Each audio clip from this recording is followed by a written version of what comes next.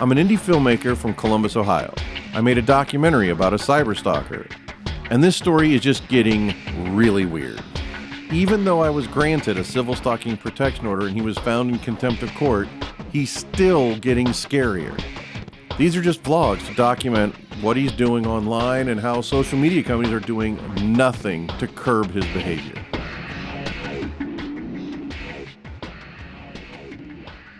This vlog is all about Daryl Moore. Daryl Moore is a filmmaker from Cleveland, Ohio. He sent me a friend request and we had over 100 mutual friends, even though we'd never met or spoken. So I accepted the friend request. Tell me about your background as a filmmaker. When did you first become a filmmaker? 2003-ish, I started doing stand-up comedy. Did that for like 5 years, and then I was like, because it's always been my goal to get into film, so I started acting. And I've been doing that ever since. And then one day it was like, I had a meeting with Bill Duke, and he was like, always have more than one way to get into the house. They won't let you in the door, come through the window, or if they won't let you through the window, come through the basement or the attic, but get in the house. I'm getting ready to shoot my first project. Congrats, man. That's fantastic. Thank you. Thank you. A year later, when I was talking about my Civil Stalking Protection Order against Matthew Berdyck, I had over 100 comments, and Daryl Moore made one comment saying, hey, I might be able to help you in getting him served. I was like, oh, cool. 4 full months later, Berdyck starts texting Daryl.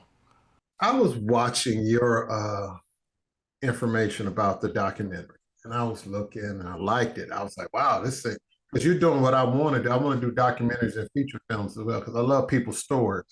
The subject of your documentary decided to start trolling you, and I hate bullies. I was supporting you, and he started trolling me. And he threatened me with harm, threatened to have some African Americans come. He called me a sellout and an Uncle Tom and all these other racially insensitive comments. And he threatened to have some real black men come show me what it is to be black, and had them beat me up and all that. I was like, oh, okay. I'm laughing about it, Like, we get to talk a lot about Daryl Moore when we walk in and what was actually said. I mean, he attempts to claim I'm a racist for saying he's an Uncle Tom. And then what's funny about that is that Daryl has the brain of a pea, apparently, and thinks that Peter's successful. He's buying the scam. It's just not normal. And this is generally how Berdyck behaves with people. Daryl eventually blocks Berdyck. An anonymous account starts texting him. This account even said, I'm an indie filmmaker and I'm making a documentary about all this and I'm siding with Matthew Berdyck. This fake number that's obviously like a text now or a Google Voice number that won't identify who they are. And now Berdyck keeps trying to say that I'm racist. He's so desperate to paint me as a bad guy, he will make up the most insane shit. The question came up in court. Is Peter John Ross a racist? Mr. Ross is a racist. And so you have to ask, is Peter really a racist? I'm accusing him of being a racist. Mr. Ross is engaged in racist behavior. I'm stating facts about him. Is Mr. Ross a racist? He is a white supremacist.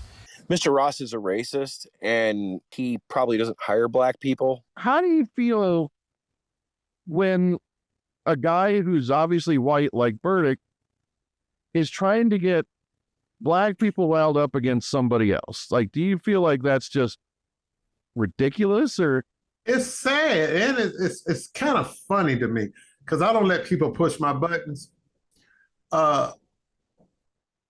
All the stuff he seems like he's pushing on you is what he is. That's his ace in the hole. Oh, you're homophobic. And he knows nobody wants to be accused of being homophobic, because it's cancel culture. If you're accused of being anti-Jewish or anti-LGBT, that's the quickest way for people to, in this industry, in the film industry, that's career suicide. So he knows that if he can push that and hopefully get you to slip up and say something, I got you. No, the last thing in the world I want to do is like list off all of my black friends. You know? Right. Because then you be feeding into his nonsense. When I had the Civil Stalking Protection Order, Daryl, who's someone I don't even really know, and we've never had a substantive conversation before Berdyck, took a half day off of work to appear via Zoom for the hearing for the Civil Stalking Protection Order.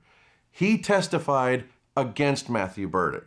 You know, he wants to bring in this Daryl guy who I don't even know who he is because he's a black man and he wants to, you know, claim that I'm somehow a racist or something of that nature. So in court, like when he cross-examined you, what was that like? What was it like when he tried to cross-examine you?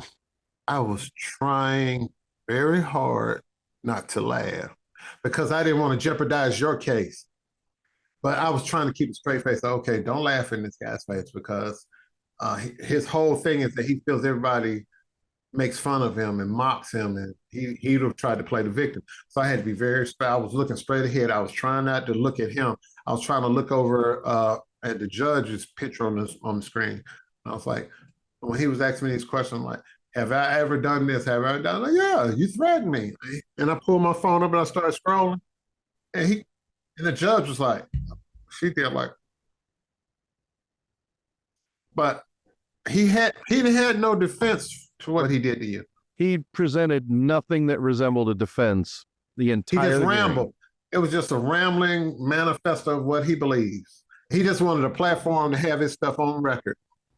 Daryl says he saw a wrong and wanted to take effort to do something right.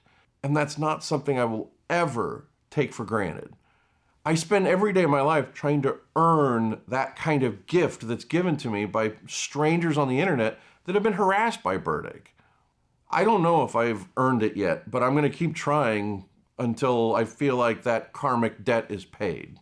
The whole point of what I'm doing with this project and everything else, I'm trying to put a spotlight on these holes in society and these little spaces in between the rules with social media where Matthew Berdyck gets away with doing all of this harm to other people. That's what I'm actually trying to do here. I feel sorry for Matthew Berdyck. I feel like he's someone that needs help. He's refusing to get any kind of treatment or to do anything about what's actually wrong with him. But that doesn't absolve him of what he's doing or the price he might have to pay with criminal charges that have already been filed, with restraining orders that have already been filed. I think mentally ill or not, he has to pay the piper at some point within the bounds of the law, within the rules as they are. And if it takes me helping to get new laws written, I'm going to work on that too.